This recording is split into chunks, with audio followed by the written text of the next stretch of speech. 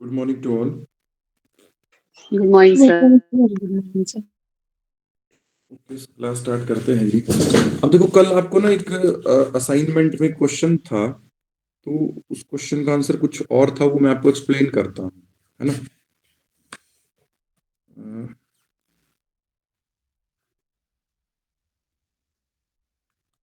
I think एक question था उसमें कि विच of the following will have lowest pH, है ना। तो उसमें ऑप्शंस आपको 1 मोलर HCl था, 1 मोलर H2SO4 था, 1 मोलर NaCl था और 1 मोलर C2H5OH था। यही था जी। Yes sir. ओके, तो मैंने इसका आंसर आपको 1 मोलर HCl, अगर आप देखोगे आंसर की में बताया है ना, जबकि इसका आंसर ये नहीं होगा। इसका आंसर ये होगा, मैं एक्सप्लेन करता हूं क्यों। देखो, HCl की कंसंट्रेशन अगर 1 मोलर दी गई है तो HCl किस में टूटेगा, H positive plus Cl negative में। तो 1 मोल से 1 मोल H पॉजिटिव ही मिल रहा है, तो इसकी कंसंट्रेशन भी 1 मोलर आएगी। अब इसकी पीएच निकालने के लिए pH will be equal to minus log of H positive ion concentration, है ना। अब H पॉजिटिव आयन की कंसंट्रेशन कितनी है, 1 है, तो माइनस लॉग ऑफ 1, और लॉग 1 कितना आता है, 0, तो ये 0 हो जाएगा। ठीक है। सिमिलरली अगर बात करता हूं H2SO4 की, तो उसकी कंसंट्रेशन भी आपको 1 मोलर ही दी गई है, तो 1 मोलर से 2H पॉजिटिव मिल रहे हैं, है ना। तो 1 molar will change into 2 molar, 2 into 1, है ना। क्या आपको ये बात समझ में आई है या नहीं। अब इसकी पीएच अगर निकालूंगा तो इसकी पीएच हो जाएगी, pH will be equal to minus log of 2। Answer comes out to be minus 0.3010। So this is the answer. इसको प्लीज करेक्ट कर लेना, है ना। इसका आंसर 1 मोलर H2SO4 होगा। सर क्वेश्चन नंबर 2 भी बता देंगे एक मिनट। ओके जी, क्वेश्चन नंबर 2 में क्या था, निकाल देता हूँ पेपर।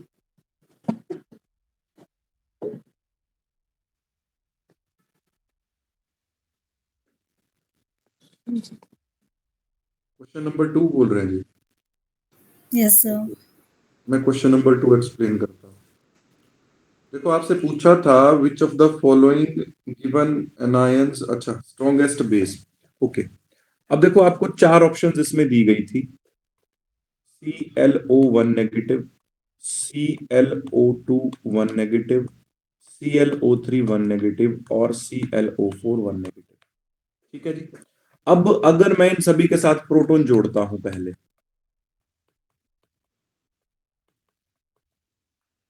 तो यहां पर जो एसिड बनेगा वो बनेगा HClO, यहां पर बनेगा HClO2, यहां पर बनेगा HClO3 और यहां पर बनेगा HClO4। ठीक है जी। This is perchloric acid, this is chloric acid, this is chlorous acid and this is hypochlorous acid. अब अगर इन्हीं में ही आपसे एसिडिक स्ट्रेंथ पूछ ली जाए इन केस, तो HClO4 की एसिडिक स्ट्रेंथ सबसे ज्यादा, फिर HClO3 की, फिर HClO2 की, फिर HClO की। ठीक है। अब एक बात और याद रखना यहाँ पर कि ये जो HClO4 है ना, करने के लिए रिक्वेस्ट आ रही है आपको, ग्रुप में मैसेज आ रहा है।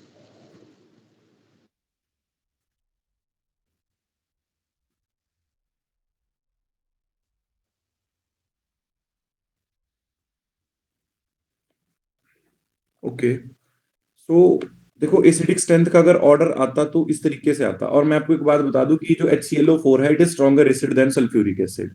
अब हमें यहां पर एक चीज ये क्लियर हो गई कि ये स्ट्रॉन्गेस्ट एसिड है, और इनमें जिनमें कंपैरिजन करवा रहा हूं, और ये वीकेस्ट एसिड है। अब इस स्ट्रॉन्गेस्ट एसिड का क्या होगा, वीक कंजुगेट बेस होगा। तो वीक कंजुगेट बेस कौन बना है स्ट्रॉन्गेस्ट एसिड का, ClO4 1 नेगेटिव। अब ये वीक एसिड है, और इस वीक एसिड का जो कंजुगेट बेस होगा वो क्या होगा, स्ट्रॉन्ग। तो स्ट्रॉन्ग कौन होगा, ClO1।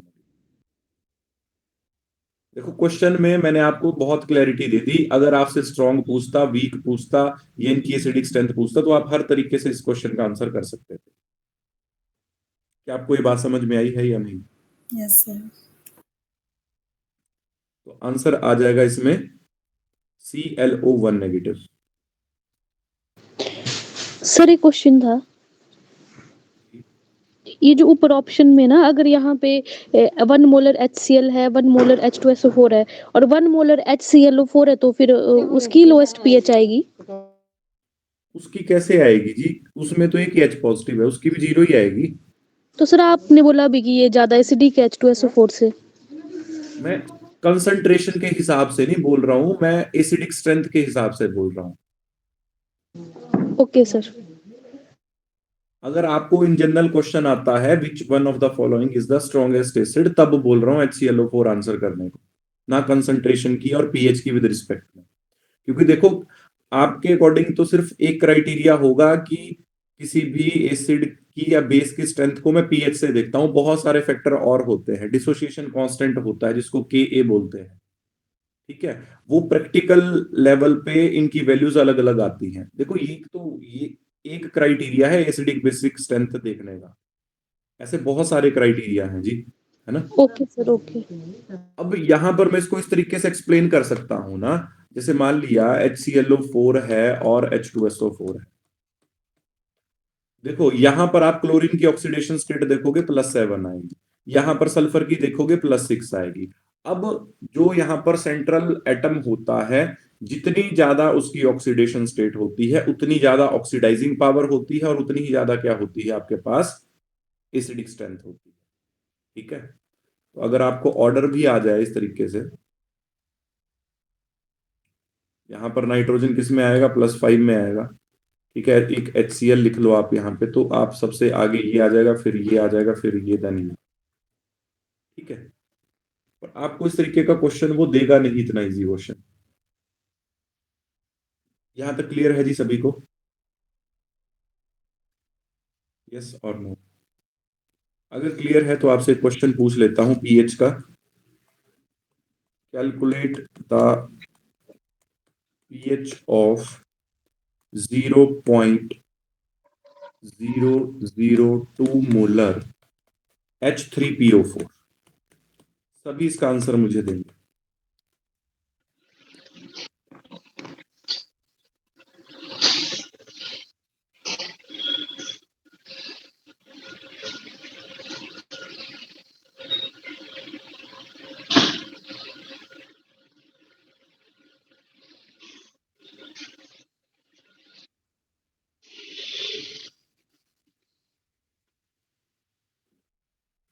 बताओ जी जल्दी से, शाबाश।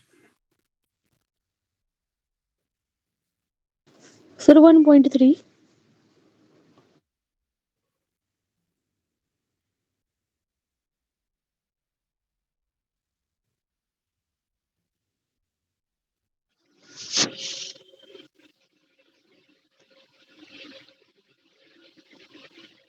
और कोई आंसर जी?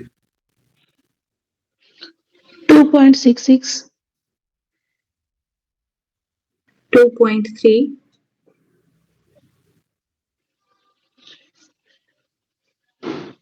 और कोई आंसर जी? सर 2.3। ओके, देखो जी, H3PO4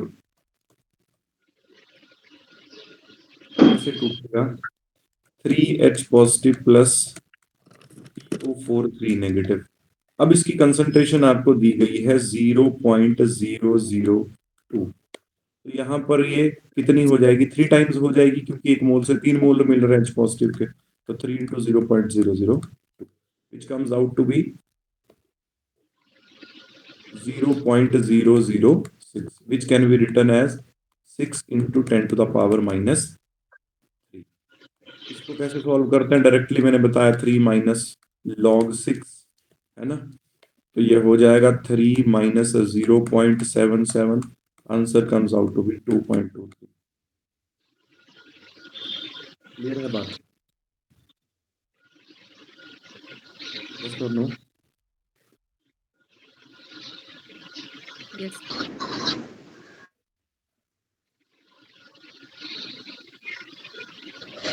सर यहाँ पे 3 माइनस लॉग 6 कैसे, मतलब ये 3 ये लेना है हमने कि 3 है डेसिमल के बाद 3 डिजिट है वो लेना है कि 10 की पावर 3 है तब 3 लेना है?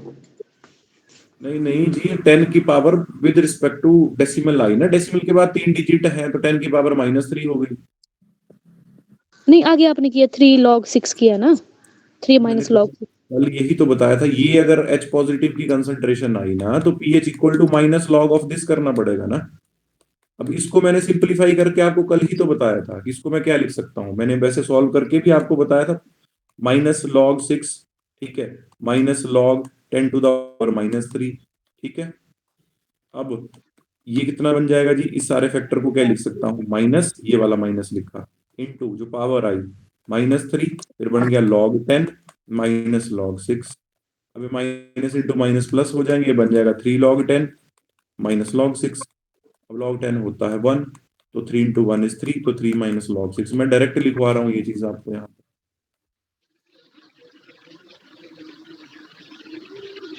समझ आई थी बात है, कल भी मैंने ये एक्सप्लेन किया था।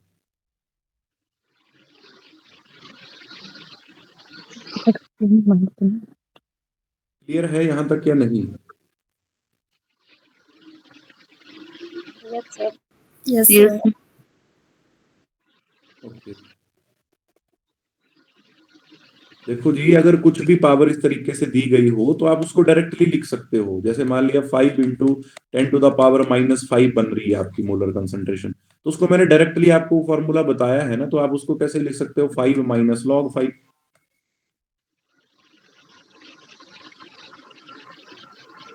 ठीक है, एक और क्वेश्चन करवा देते हैं। अब मान लिया देखो, ये तो हमने जो भी पीएच निकाली वो निकाली किसकी, जब मेरा एसिड या बेस स्ट्रॉन्ग था। अब अगर मान लिया कि किसी वीक एसिड की आपसे पीएच पूछ ले, जैसे क्वेश्चन है calculate the pH of 0.1 molar CH3COOH। अब इसका आपको Ka देगा वो, but is Ka is dissociation constant of acid, ठीक है। तो अब जैसे आप इसका आंसर 1 दोगे तो बिल्कुल ही गलत हो जाएगा। क्या बात समझ रहे हो? अब इसको कैसे निकालते हैं वो मैं बता रहा हूं। इसका फॉर्मूला होता है pH will be equal to 1/2 pKa minus log C। अब देखो कैसे होगा ये क्वेश्चन, मैं सॉल्व करके बता रहा हूं। एक क्वेश्चन फिर आपसे करवाता हूं। अब देखो आपको क्या दिया है क्वेश्चन में, गिवन क्या है, Ka गिवन है। Ka गिवन है ना, कितना गिवन है, 10⁻⁻5, बट इस Ka डिसोसिएशन कांस्टेंट फॉर। अब यहां से मैं pKa निकालूंगा, pKa निकलता है -log करके, ठीक है, क्योंकि फॉर्मूला में मुझे क्या पुट करना है, pKa पुट करना है ना, और कंसंट्रेशन मुझे दी हुई है 0.1, ठीक है। तो ये बन जाएगा -log 10⁻�5। तो इसका आंसर कितना आ जाएगा, माइनस इंटू ये पावर आगे आ जाएगी -5 और आगे आ जाएगा log 10। तो ये कितना बन गया जी आपके पास, ये बन गया 5। तो पीके कितना आया, 5 आया। पता लग गया आपको कैसे आया 5 ये? Yes sir. ओके, अब ये 5 आ गया। अब आप इसको यहां पर पुट करोगे तो pH will be equal to 1/2 5 minus concentration कितनी है ये 0.1। 0.1 को क्या लिख सकता हूं मैं, कितनी लिखूंगा, 10 की पावर -1। तो ये बन जाएगा 5 माइनस log 10⁻⁻1। अब इसको क्या लिख सकता हूं जी, this can be written as pH will be equal to 1/2 5। अब यहां पर माइनस है, पावर आगे आ जाएगी -1 log 10 इज 1। तो ये कितना बन जाएगा सारा, minus into minus comes plus, तो ये बन जाएगा pH will be equal to 1/2 5 plus 1। तो कितना आ जाएगा, 6/2। तो pH कितनी आएगी, 3। डायरेक्टली करते आंसर 3 नहीं आता, क्या आपको ये बात समझ में आई है या सर नहीं? थोड़ा सा ऊपर दिखाएंगे, जैसे ये पी के ए जहाँ पे निकाला वो वाला पॉइंट दिखाएं जरा।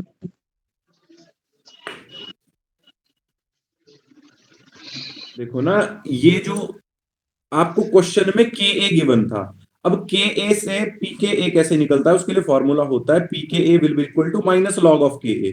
तो मैंने इसकी वैल्यू यहां पर पुट कर दी, माइनस लॉग 10⁻⁻5। अब इसको सॉल्व किया तो 5 आया, और उसको फिर डायरेक्टली मैंने क्वेश्चन में रखा। ये कंसंट्रेशन मुझे क्वेश्चन में गिवन थी। ठीक है सर, लग गया। एक क्वेश्चन मैं और करवाता हूं आप सबको, समझ आया ये क्वेश्चन कैसे होगा? सर करते हैं, फिर थोड़ा सा आइडिया लग जाएगा स्टेप्स का। Calculate the pH of 0.002 molar acetic acid having Ka equal to 10⁻⁻5। करो इस क्वेश्चन को।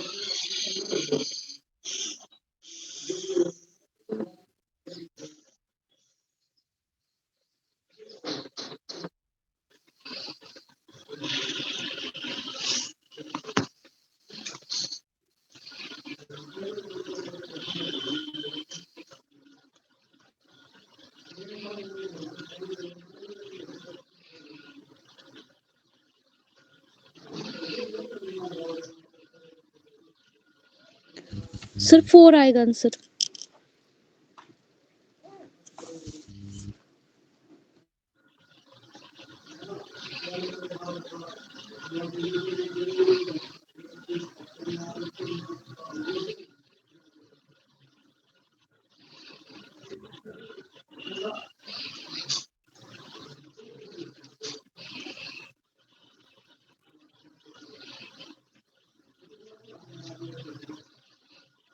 कितना है जी? 4 आया सबका?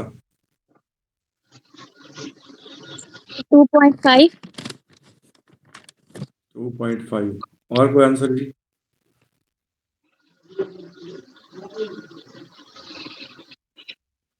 3.8। 3.8। सारों के आंसर अलग अलग आ रहे हैं जी, इतने क्वेश्चन करवाने के बाद। ठीक है जी, मैं करता हूँ, कोई बात नहीं। अब देखो यहाँ पर एक चीज तो आपको क्लियर हो गई कि पी के ए वही आएगा जो पहले आया था, कितना? 5। है ना?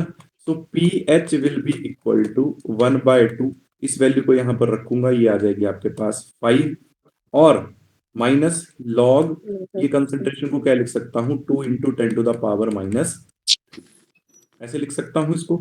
और इसको सॉल्व कैसे करता हूँ आपको बहुत बार बता दिया, 3 माइनस लॉग 2। अब 3 माइनस लॉग 2 करेंगे तो कितना आएगा आपके पास? 3 माइनस 0.3 करेंगे 2.7। अब ये प्लस का बन जाएगा, बोलो जी।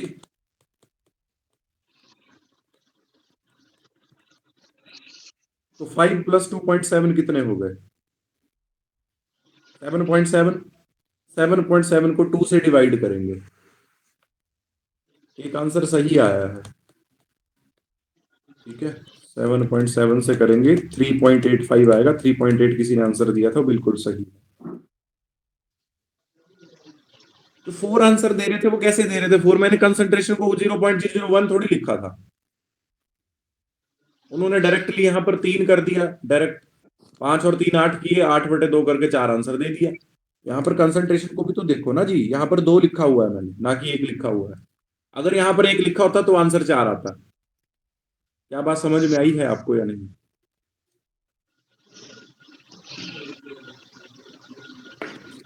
यहां तक क्लियर है या नहीं? जल्दी से बताएं क्योंकि मुझे बफर सॉल्यूशन बताना है बीच में। सर क्लियर है। सबको क्लियर है जी? Yes sir. Okay. ओके, देखो क्वेश्चन जब भी कर रहे हैं ना, अगर आप क्वेश्चन में अपना टाइम इन्वेस्ट कर रहे हैं, क्वेश्चन को सॉल्व कर रहे हैं, तो कोशिश ये करो कि उसको एक्यूरेसी की तरफ लेके जाओ, ना कि जल्दी आंसर देने के चक्कर में आप उस क्वेश्चन को गलत कर दो। बिल्कुल ही, समझे बात को जी? अच्छा, मैं आपको के ए और के बी की टर्म में भी एक बार ना पीएच का रोल डिफाइन कर देता हूं। अगर के ए ज्यादा है के बी से, इसका क्या मतलब हुआ कि डिसोसिएशन कांस्टेंट एसिड के लिए ज्यादा है किसके कंपैरिजन में? बेस के कंपैरिजन में। तो उसको पीके की टर्म में कैसे लिखूंगा? PK is less than PK B, ठीक है, और पीएच इज लेस देन 7, तो मतलब सॉल्यूशन होगा आपका एसिडिक। इंपॉर्टेंट बातें हैं ये सारी, ठीक है। अगर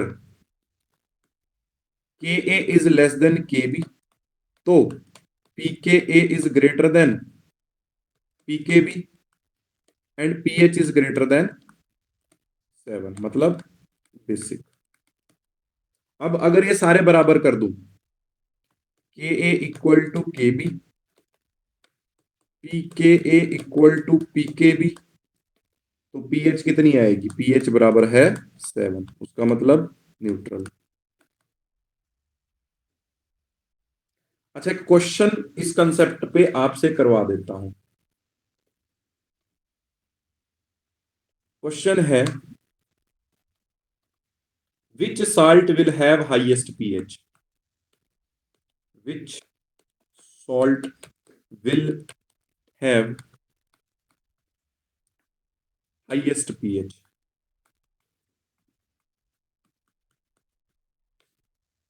Options are KCl, Na2CO3, last option is copper sulfate, and D is none of these.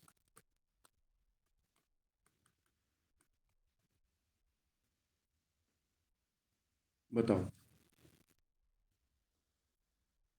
अब कैसे ऐसा क्वेश्चन करेंगे? तो बता सकता है मुझे ये क्वेश्चन कैसे करते हैं?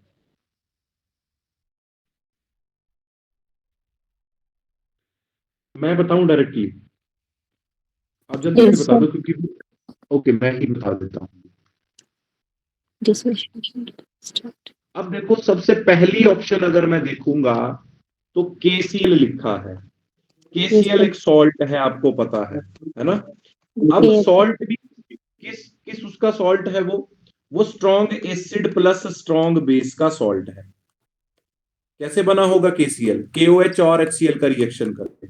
एचसीएल स्ट्रॉन्ग एसिड है, केओएच स्ट्रॉन्ग बेस है। इन दोनों का रिएक्शन जब करेंगे तो केसीएल प्लस वाटर बनेगा साथ में। तो मतलब कि जो केसीएल है वो सॉल्ट है स्ट्रॉन्ग एसिड और स्ट्रॉन्ग बेस का। तो जब एसिड भी स्ट्रॉन्ग है, बेस भी स्ट्रॉन्ग है, तो पीएच कितनी आएगी? 7। न्यूट्रल की तरफ हो जाएगा ना वो। Neutral. Yes, sir. Neutral. अब नेक्स्ट ऑप्शन है आपके पास Na2CO3। अब Na2CO3 की बात करता हूं जी, तो ये दो एसिड से बनेगा, H2CO3 प्लस NaOH। यहां पर H2CO3 क्या है? Carbonic acid. Carbonic acid is a weak acid और NaOH is a strong base. तो मतलब कि Na2CO3 एक सॉल्ट है, वीक एसिड और स्ट्रॉन्ग बेस का। तो मतलब इसकी पीएच जो है वो ग्रेटर देन 7 होगी, क्योंकि यहां पर बेस वाला पार्ट स्ट्रॉन्ग है। क्या आपको ये बात समझ में आई? Yes sir. Yes next last option की अगर बात करता हूं जी, तो वो है कॉपर सल्फेट। अब कॉपर सल्फेट भी एक सॉल्ट है। किसका सॉल्ट है? स्ट्रॉन्ग एसिड और स्ट्रॉन्ग एसिड और वीक बेस का। कैसे बनेगा वो बताता हूं।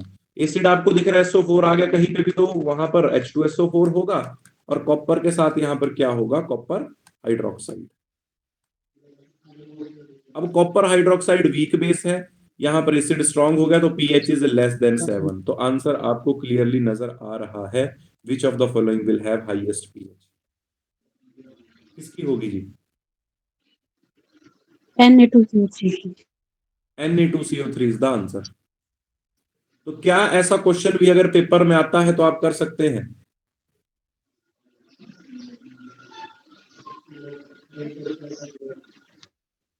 दे दो एक जल्दी आध, से बताइए।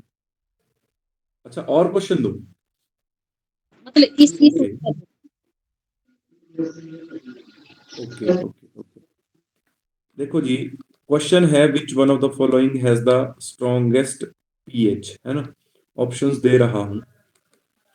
CH3, COO, NH4, ठीक है। बी ऑप्शन है हमारे पास NH4Cl, ठीक है। Next option is Na2CO3। Last option is D option NaCl। आपने बताना है कि हाईएस्ट पीएच और लोएस्ट पीएच किसकी होगी। ध्यान से क्वेश्चन सुनना। हाईएस्ट पीएच और लोएस्ट पीएच किसकी होगी, जल्दी से बता दो। मैं कोई हिंट नहीं दूंगा। सर हाईएस्ट तो थर्ड की होगी Na2CO3 और लोएस्ट होगी CH3CO वाले की। सी की सर हाईएस्ट हो जाएगी और लो जो होगी न्यूट्रल रहेगी NaCl की।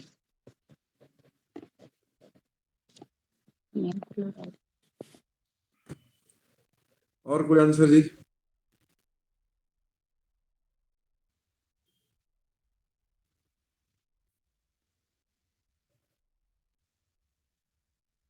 और कोई आंसर?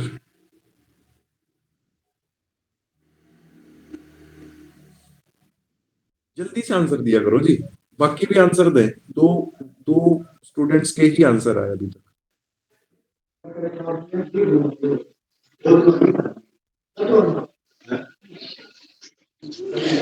फर्स्ट वाला तो न्यूट्रल होगा ना, सेकंड वाला एसिडिक है, थर्ड वाला बेसिक है। फर्स्ट वाला न्यूट्रल होगा, हाँ जी, सेकंड क्योंकि वाला वीक बेस है सर दोनों में ना। हाँ हाँ हाँ ठीक है। सेकंड वाला एसिडिक होगा। एसिड और वीक बेस है, ठीक है। हाँ, सेकंड वाला क्या होगा? एसिडिक होगा सर, क्योंकि इसमें एक स्ट्रॉन्ग एसिड है, दूसरा वीक बेस है। ठीक है जी बात। और हाँ थर्ड? जी, थर्ड वाला सर बेसिक होगा, क्योंकि इसमें वीक एसिड और स्ट्रॉन्ग बेस है। और लास्ट? सॉल्ट है स्ट्रॉन्ग एसिड स्ट्रॉन्ग बेस का, तो ये न्यूट्रल होगा। न्यूट्रल होगा। फर्स्ट भी न्यूट्रल होगा। देखो, अगर स्ट्रॉन्ग एसिड और स्ट्रॉन्ग बेस का सॉल्ट हो तो वो भी न्यूट्रल होता है, अगर वीक एसिड वीक बेस का सॉल्ट हो तो वो भी न्यूट्रल होता है। अब जो फर्स्ट ऑप्शन है वो वीक एसिड वीक बेस का सॉल्ट है। कैसे बनेगा? CH3COH, acetic acid. Acetic acid is a weak acid, ठीक है। और ammonium hydroxide is a weak base. इन दोनों का रिएक्शन जब करवाऊंगा तो सॉल्ट क्या बनेगा? सॉल्ट बनेगा CH3COO नेगेटिव और NH4 पॉजिटिव, साथ में वाटर।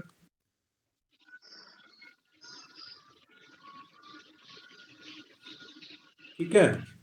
तो ये जो सॉल्ट है वो एक न्यूट्रल सॉल्ट है। किससे मिलके बना है? वीक एसिड और वीक बेस से मिलके बना है। तो देखो, इसमें दो ऑप्शंस तो डायरेक्टली कट हो जानी थी, न्यूट्रल वाली, ए भी और डी भी। जो डी बना है NaOH और HCl के मिक्सचर से बना है, जो कि स्ट्रॉन्ग एसिड और स्ट्रॉन्ग बेस का सॉल्ट है। तो आंसर आपके सामने है, इसकी पीएच सबसे ज्यादा होगी, इसकी पीएच सबसे कम होगी।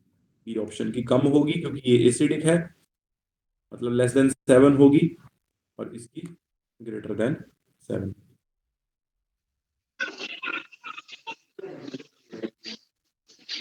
क्लियर है? हाँ सर। ओके, नेक्स्ट है हमारे पास फिर बफर सॉल्यूशन। बफर सॉल्यूशन, अब क्या होते हैं बफर सॉल्यूशन? ऐसे सॉल्यूशन जो पीएच को चेंज होने नहीं देते जब मैं उनमें स्मॉल अमाउंट ऑफ एसिड या बेस को ऐड करता हूं, है ना। So what are buffer solution? The solution which resist the change in pH by adding small amount of acid और बेस टू इट, ठीक है। अब ये जो बफर सॉल्यूशन होते हैं ये दो तरह के होते हैं, एक होता है आपके पास एसिडिक बफर और दूसरा होता है आपके पास बेसिक बफर। एक होता है एसिडिक बफर, एक होता है बेसिक बफर। अब ये एसिडिक बफर क्या होता है, एसिडिक बफर कैसे बनता है और क्या होता है वो आपको डायरेक्टली बता रहा हूं। Weak acid plus salt of weak acid with strong base. Acidic buffer कैसे बनता है, weak acid plus salt of weak acid with strong base. ठीक है, जैसे फॉर एग्जांपल एक एग्जांपल भी यहां पर लिख देता हूं। जैसे आपको अभी बताया मैंने कि acetic acid is a weak acid CH3COH। अब इसका सॉल्ट ले लेता हूं स्ट्रॉन्ग बेस के साथ, तो उसका सॉल्ट क्या आएगा, CH3COO नेगेटिव Na पॉजिटिव। तो this is a acidic buffer. ठीक है बात, यहां तक क्लियर है।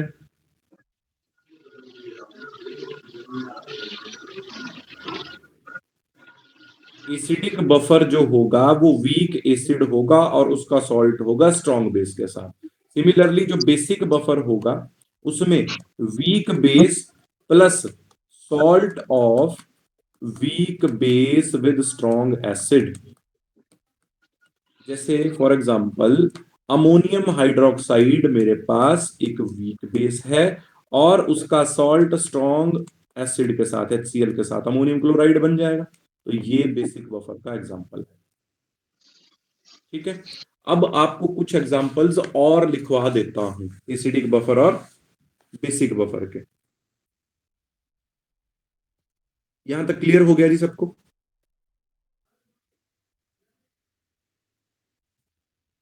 यस और नो। Yes sir. अब देखो एसिडिक बफर के एग्जांपल में सबसे पहले आपके सामने लिखता हूं। इसमें देखो एसिड रहने वाला है वीक एसिड।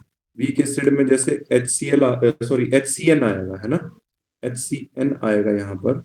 HCN के बाद बोरिक एसिड भी वीक होता है H3BO3। उसके बाद H2CO3 कार्बोनिक एसिड भी वीक होता है। एसिटिक एसिड वाला मैंने आपको भी बता दिया, यहाँ पर फिर से लिख देता हूँ। उसके बाद HNO2 आ गया। ठीक है, अब इनके सॉल्ट लूंगा किसके साथ, स्ट्रॉन्ग बेस के साथ। Salt of weak acid with strong base, वो भी साथ में लिख रहा हूं यहाँ पर। NaCN प्लस NaCN किसका मिक्सचर है, ये एसिडिक बफर है।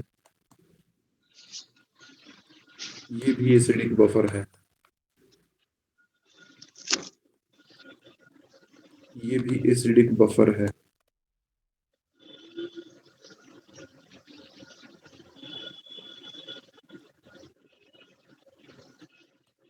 ये भी एसिडिक बफर है। आई थिंक ये क्वेश्चन मैंने ना उसमें भी डाला था असाइनमेंट में, तो आप देख लेना। HNO2 प्लस NaNO2 का मिक्सचर जो है वो एसिडिक बफर है। अब देखो ये जो बफर है ना, H2CO3 प्लस NaHCO3, ये वाला, ये जो एसिडिक बफर है it is used to maintain the pH of blood, है ना। pH ऑफ ब्लड को मेंटेन करता है ये बफर। ठीक है, मतलब 7.26 से 7.42 के बीच में।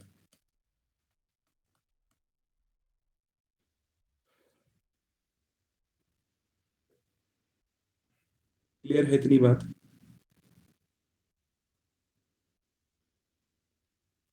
नेक्स्ट है हमारे पास फिर बेसिक बफर के एग्जांपल। जल्दी से बताता हूँ मुझे वो भी। जैसे आ गया CH3NH2 plus CH3NH3 positive Cl negative, ये एक पहला एग्जांपल हो गया। दूसरा एग्जांपल हो गया इसमें NH4OH, जो आपको पहले लिखवाया था अमोनियम क्लोराइड। तीसरा हो गया फिर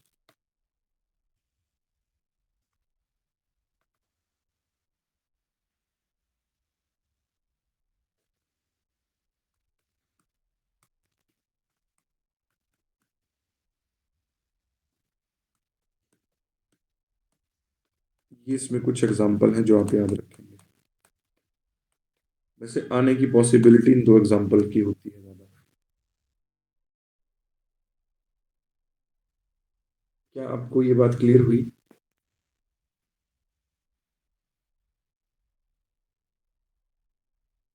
यस और नो?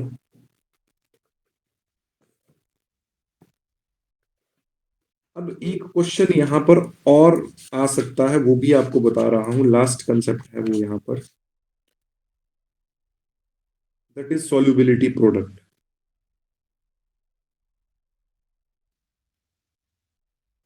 यहां तक लिख लिया जी?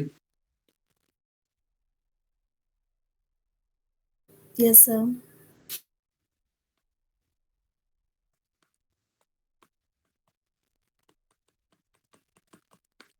Solubility product. तो यहां पर ना आपको कोई सॉल्ट दिया जाएगा और आपसे उसका सॉल्युबिलिटी प्रोडक्ट पूछा जाएगा, है ना। सॉल्युबिलिटी प्रोडक्ट को कैसे रिप्रेजेंट करता हूं? KSP से, ठीक है। अब अगर बाइनरी इलेक्ट्रोलाइट होगा, बाइनरी इलेक्ट्रोलाइट का मतलब जिसमें कैटायन और एनायन जो है 1:1 में होंगे। जैसे फॉर एग्जांपल, अगर मैं आपको एक बाइनरी इलेक्ट्रोलाइट का एग्जांपल देता हूं, बाइनरी इलेक्ट्रोलाइट हो गया AB टाइप का इलेक्ट्रोलाइट, है ना।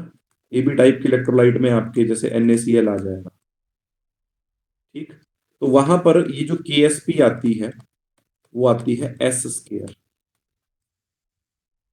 ठीक है। ये याद रखना, बातें इंपॉर्टेंट बातें हैं अगर क्वेश्चन यहां से आता है तो। दूसरी बात, अगर AB2 टाइप का सॉल्ट है, AB2 टाइप का हो या A2B टाइप का सॉल्ट हो। अब इसके एग्जाम्पल आ जाएंगे, जैसे आपके पास PbCl2 या कैल्शियम हाइड्रोक्साइड। तो यहां पर जो KSP आता है that comes out to be 4s³। कितना आता है? 4s³। नेक्स्ट, अगर AB3 या A3B टाइप का कोई सॉल्ट है तो वहां पर आपका ये जो KSP आता है वो आता है 27s4। इसमें एग्जाम्पल आ जाएगा आपके पास, मैं कुछ एग्जाम्पल आपसे करवाऊंगा अभी। इसमें एग्जाम्पल आ जाएगा आपके पास Ag2CrO4, Ag2CrO4 या Ag2CO3। लास्ट और बता देता हूं, वैसे इतनी डेप्थ तक आएगा नहीं आपको, अगर पूछ ले इन केस। AB4 या A4B टाइप का सॉल्ट है, उसके लिए KSP होती है आपके पास 256s⁵। अब ये वैल्यूज कैसे आती हैं वो थोड़ा सा आइडिया आपको दे देता हूं, ज्यादा कंफ्यूज आपको नहीं करूंगा। देखो जी कैसे ये वैल्यूज आ रही हैं, आपको बता देता हूं। देखो, आप एक फॉर्मूला यहां पर लिख लो कि SP will be equal to x⁻x, y⁻y, s⁻x plus y।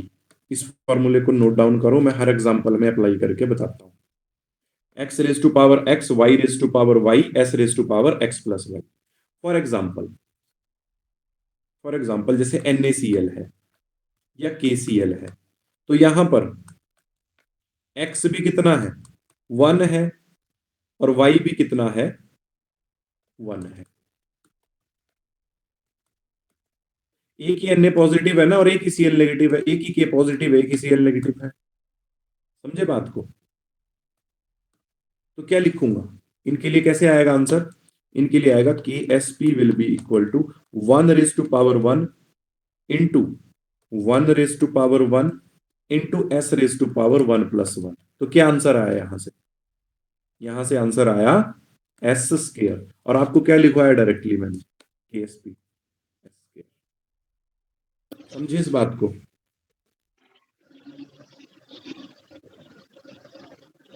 Yes sir. Yes, sir. एक और एग्जांपल बता देता हूं, जैसे K3PO4 है, ठीक है। तो यहां पर X कितना आएगा? कितने पोटाशियम है? 3। PO4 कितने हैं? 1। तो यहां पर आ जाएगा, देखो डायरेक्टली निकाल के बता देता हूं, 3 raised to power 3 into 1 raised to power 1 into s raised to power 3 plus 1. तो ये कितना आएगा? 3 to the power 3 comes out to be 27. तो ये आंसर आएगा 27s4. क्लियर हुई बात?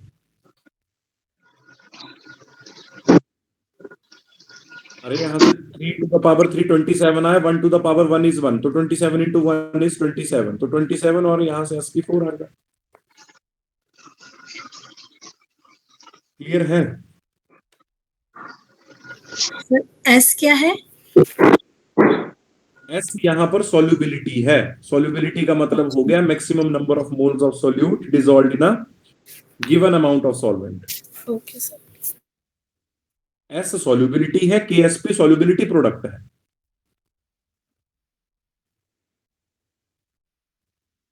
ठीक है जी बात. तो ऐसे क्वेश्चन आपको आ सकते हैं.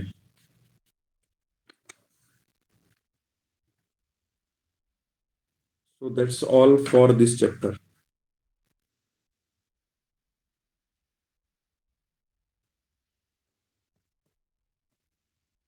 तो देख लो, इसमें अगर कोई डाउट आपको है तो आप पूछ सकते हैं, है ना. फिर मैं नेक्स्ट चैप्टर करवाऊंगा आपको.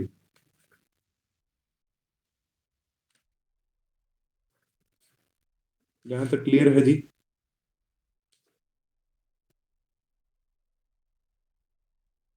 यस सर, असाइनमेंट भेज देना सर इसकी, इन क्वेश्चंस की.